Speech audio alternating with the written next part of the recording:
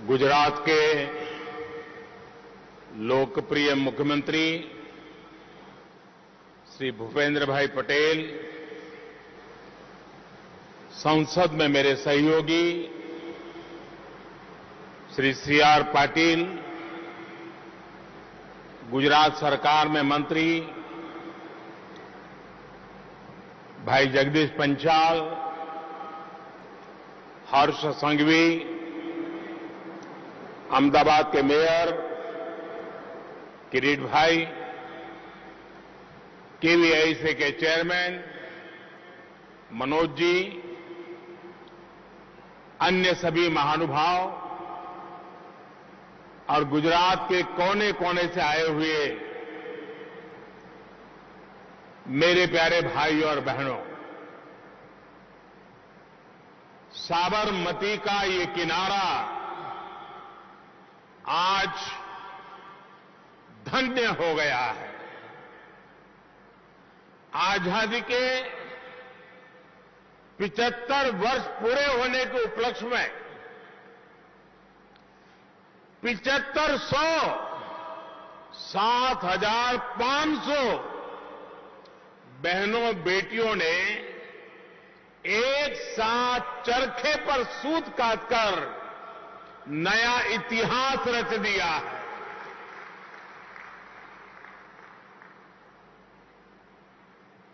ये मेरा सौभाग्य है कि मुझे भी कुछ पल चरखे पर हाथ आजमाने का, सूत काटने का सौभाग्य मिला।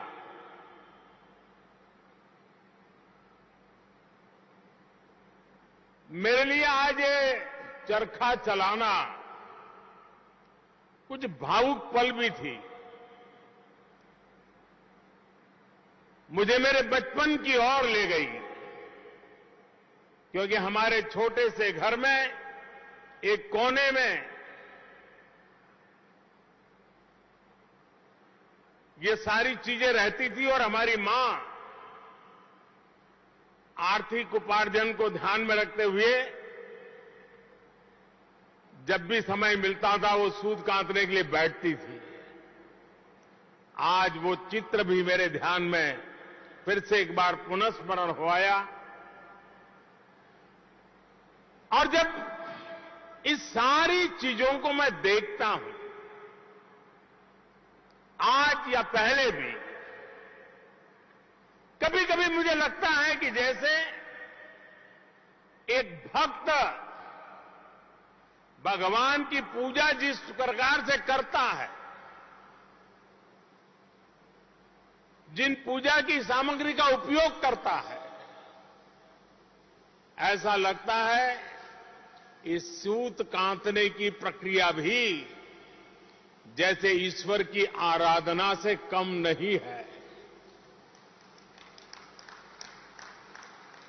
जैसे चरखा आजादी के आंदोलन में देश की धड़कन बन गया था, वैसा ही स्पंदन आज मैं यहां साबरमती के तट पर महसूस कर रहा हूं। मुझे विश्वास है कि यहां मौजूद सभी लोग इस आयोजन को देख रहे सभी लोग आज यहां खादी उत्सव की ऊर्जा को महसूस कर रहे होंगे। आजादी के अमृत महोत्सव में देश ने आज खादी महोत्सव करके अपने स्वतंत्रता सेनानियों को बहुत सुंदर उपहार दिया है। आज ही गुजरात राज्य खादी ग्रामोद्योग बोर्ड की नई बिल्डिंग और साबरमती नदी पर भव्य अटल ब्रिज का भी लोकार्पण हुआ है। मैं अहमदाबाद के लोगों को गुजरात के लोगों को आज इस एक नए पड़ाव पर आकर के हम आगे बढ़ रहे हैं, तब बहुत बहुत बधाई देता हूं, बहुत बहुत शुभकामनाएं देता हूं। साथियों, अटल ब्रिज साबरमती नदी को दो किनारों को ही आपस में नहीं जोड़ रहा, बल्कि डिजाइन और इनोवेशन में भी अभूतपूर्व है। इसकी डिजाइन में गुजरात के मशहूर पतंग महोत्सव का भी ध्यान रखा गया है। गांधीनगर और गुजरात ने हमेशा अटल जी को खूब स्नेह दिया था। 1996 में 1996 में अटल जी ने गांधीनगर से रिकॉर्ड वोटों से लोकसभा चुनाव जीता था।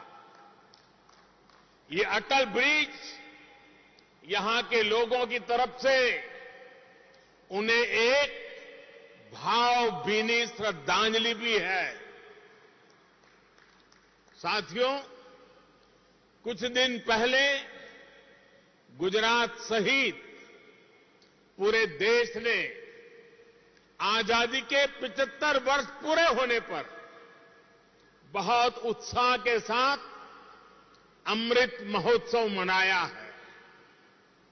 गुजरात में भी जिस प्रकार गांव गांव, गली गली, हर घर तिरंगे को लेकर उत्साह, उमंग और चारों तरफ मन भी तिरंगा, तन भी तिरंगा, जन भी तिरंगा, जज्बा भी तिरंगा, उसकी तस्वीरें हम सबने देखी है। यहां जो तिरंगा रैलियां निकली, प्रभात फेरियां निकली, उनमें राष्ट्रभक्ति का ज्वार तो था ही, अमृत काल में विकसित भारत के निर्माण का संकल्प भी रहा। यही संकल्प आज यहां खादी उत्सव में भी दिख रहा है। चरखे पर सूत कातने वाले आपके हाथ भविष्य के भारत का ताना बाना बुन रहे हैं। साथियों, इतिहास साक्षी है कि खादी का एक धागा आजादी के आंदोलन की ताकत बन गया। उसने गुलामी की जंजीरों को तोड़ दिया। खादी का वही धागा विकसित भारत के प्रण को पूरा करने का, आत्मनिर्भर भारत के सपने को पूरा करने का प्रेरणा स्रोत भी बन सकता है। जैसे एक दिया, चाहे वो कितना ही छोटा क्यों न हो, वो अंधेरे को परास्त कर देता है।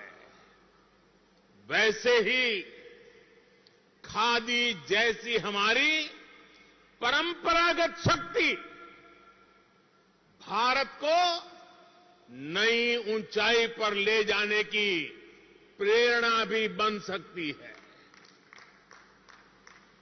और इसलिए ये खादी उत्सव स्वतंत्रता आंदोलन के इतिहास को पुनर्जीवित करने का प्रयास है।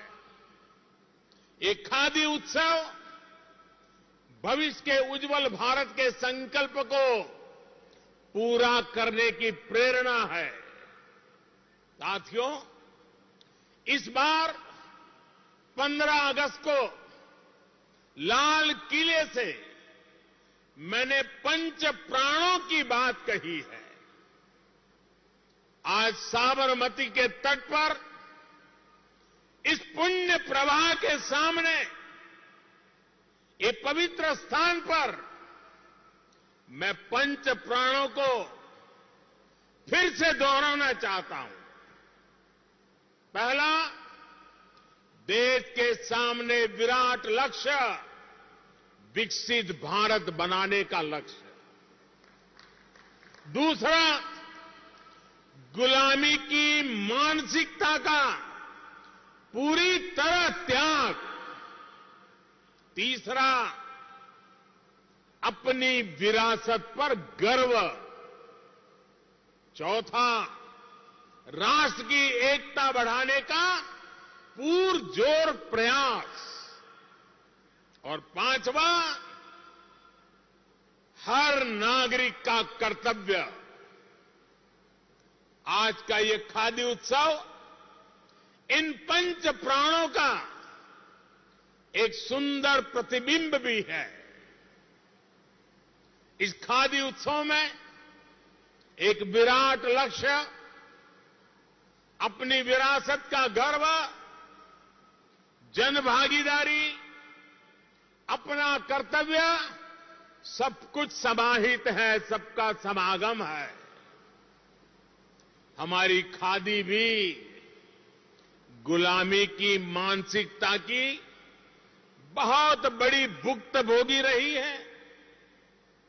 आजादी के आंदोलन के समय जिस खादी ने हमें स्वदेशी का एहसास कराया, आजादी के बाद उसी खादी को अपमानित नजरों से देखा गया। आजादी के आंदोलन के समय जिस खादी को गांधी जी ने देश का स्वाभिमान बनाया, उसी खादी को आजादी के बाद हीन भावना से भर दिया गया। इस वजह से खादी और खादी से जुड़ा ग्रामोद्योग पूरी तरह तबाह हो गया। खादी की ये स्थिति विशेष रूप से गुजरात के लिए बहुत ही पीड़ादायक थी, क्योंकि गुजरात का खादी से बहुत खास रिश्ता रहा है। साथियों, मुझे खुशी है कि खादी को एक बार फिर जीवन दान देने का काम गुजरात की इस धरती ने किया है। मुझे याद है, खादी की स्थिति सुधारने के लिए 2003 में हमने गांधी जी के जन्म स्थान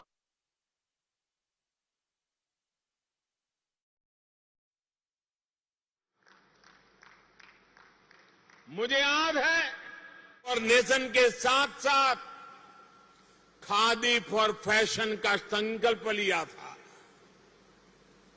गुजरात में खादी के प्रमोशन के लिए अनेकों फैशन शो किए गए, मशहूर हस्तियों को इससे जोड़ा गया।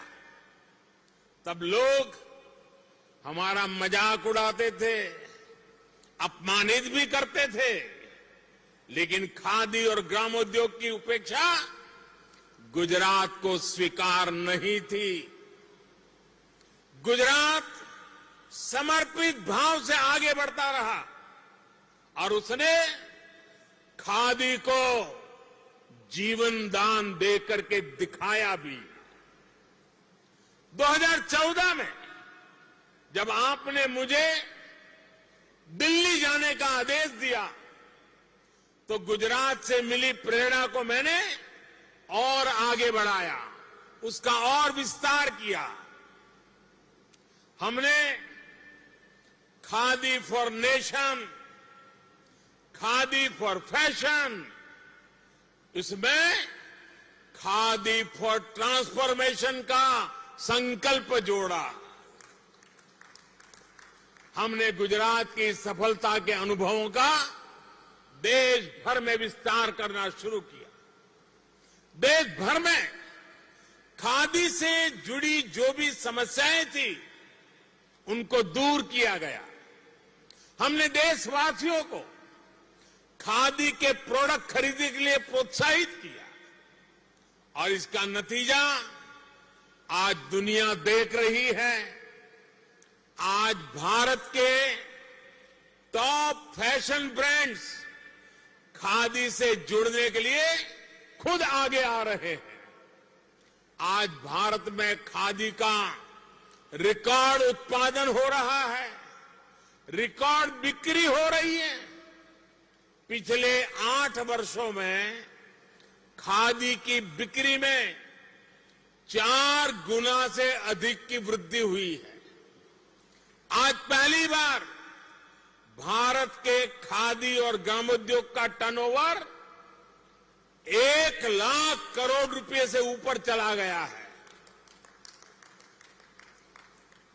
खादी की इस बिक्री के बढ़ने का सबसे ज्यादा लाभ आपको हुआ है। मेरे गांव में रहने वाले खादी से जुड़े भाई बहनों को हुआ है।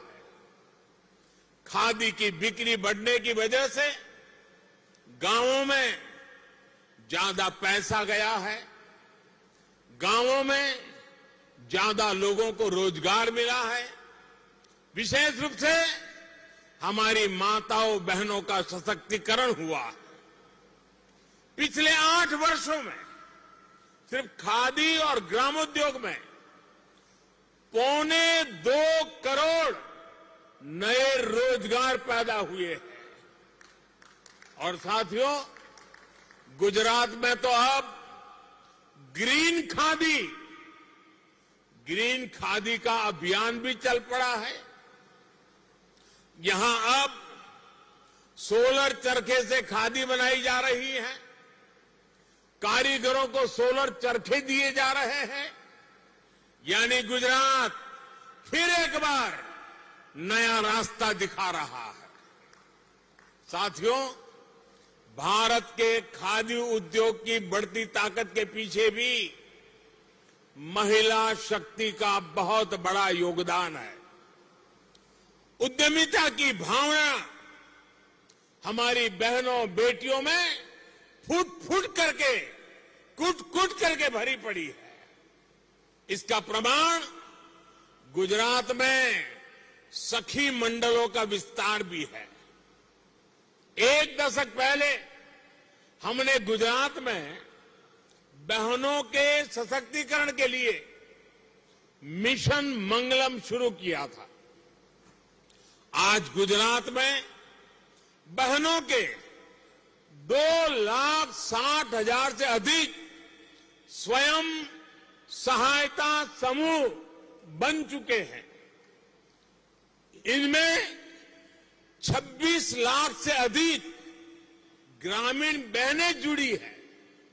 इन सखी मंडलों को डबल इंजन की सरकार की डबल मदद भी मिल रही है।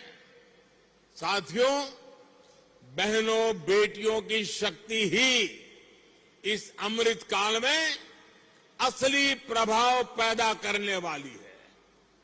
हमारा प्रयास है कि देश की बेटियां ज्यादा से ज्यादा संख्या में रोजगार से जुड़े, अपने मन का काम करें।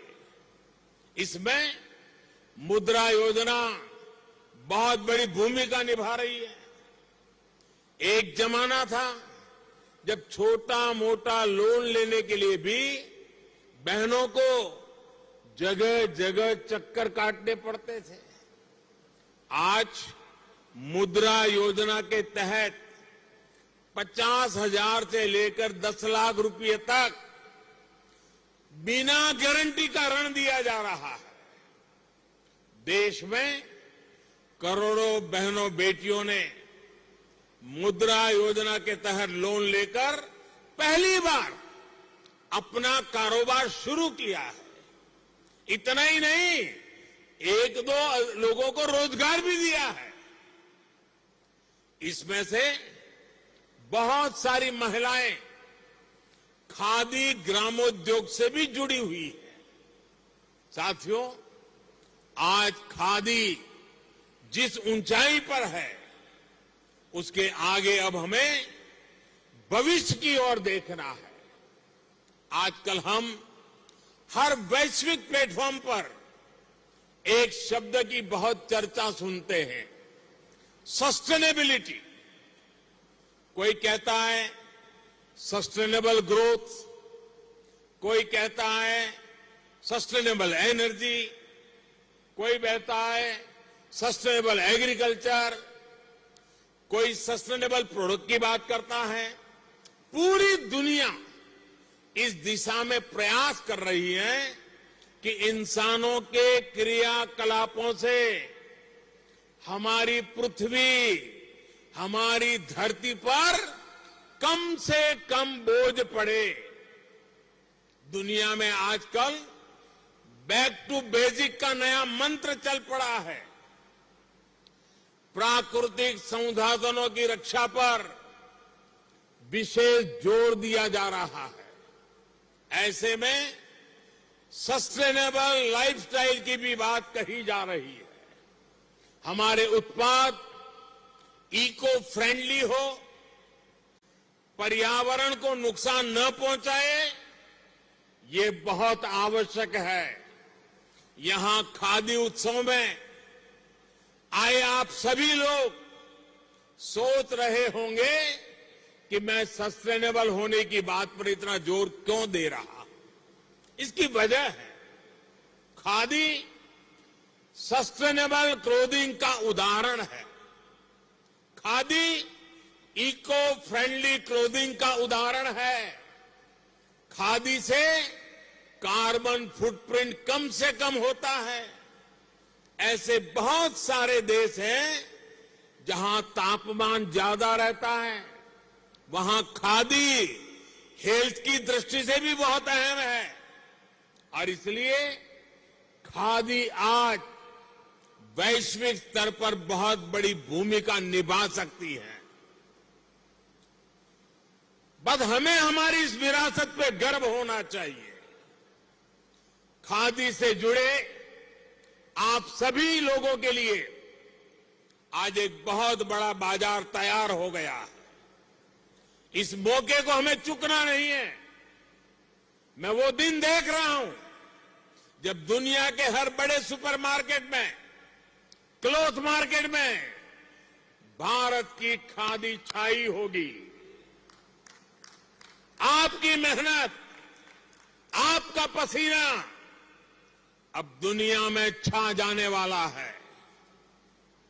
जलवायु परिवर्तन के बीच अब खादी की डिमांड और तेजी से बढ़ने वाली है।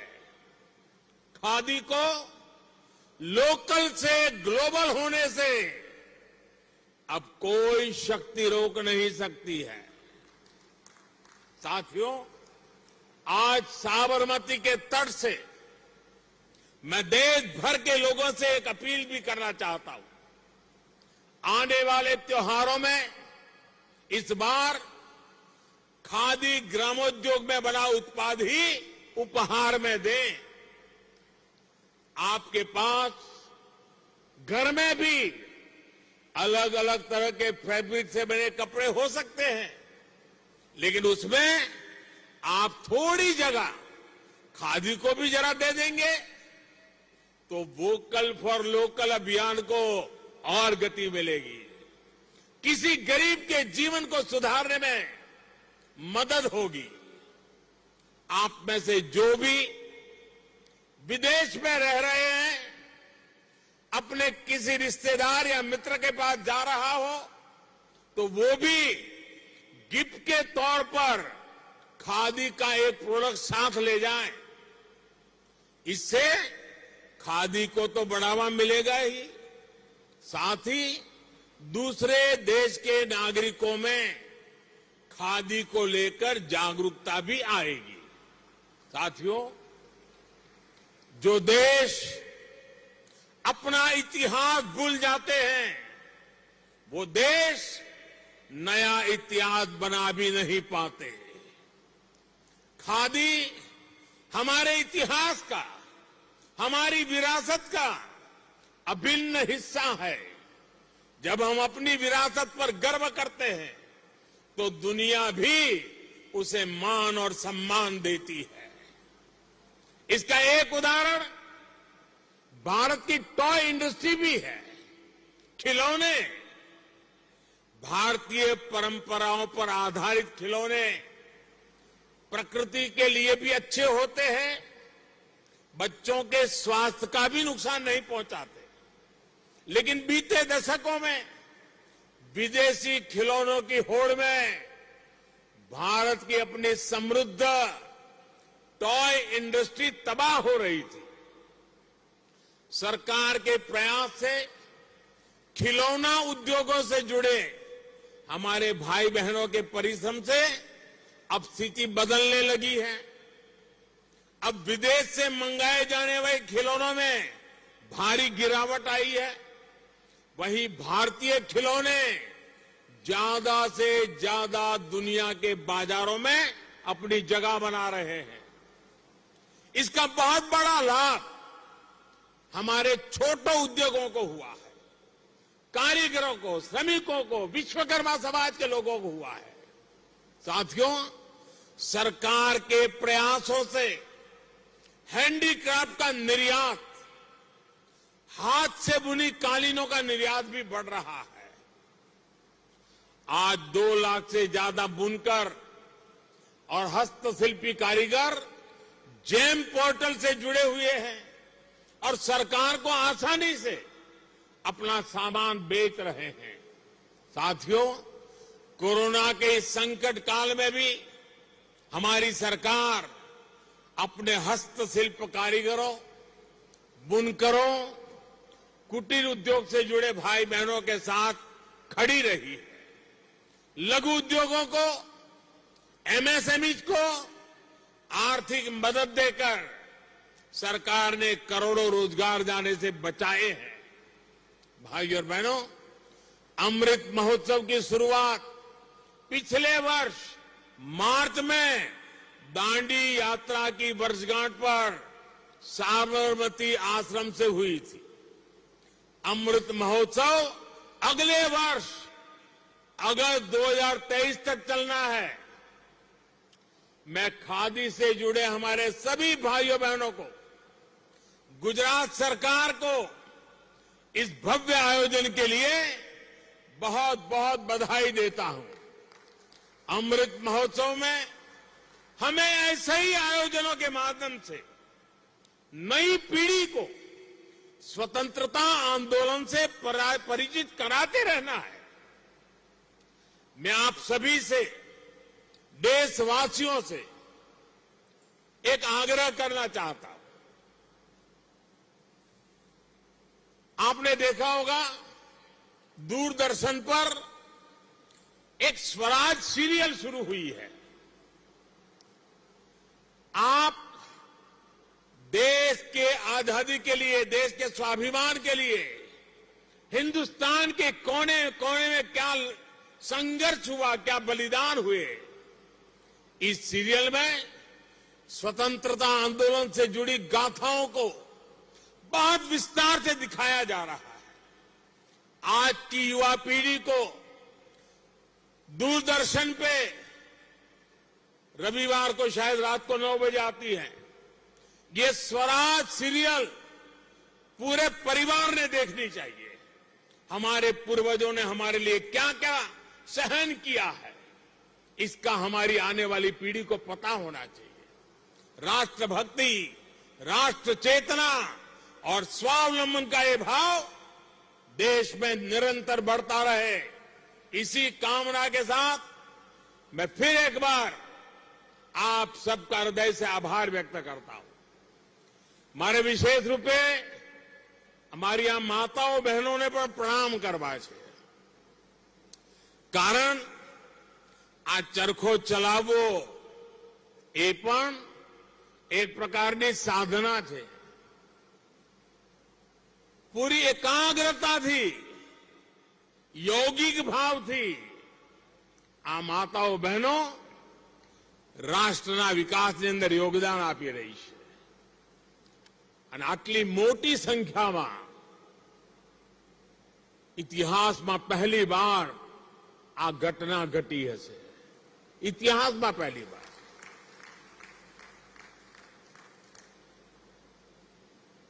જે લોકો વર્ષોથી આ વિચાર સાથે જોડાયેલા છે, આ આંદોલન સાથે જોડાયેલા છે, એવા સૌ મિત્રોને મારી વિનંતી છે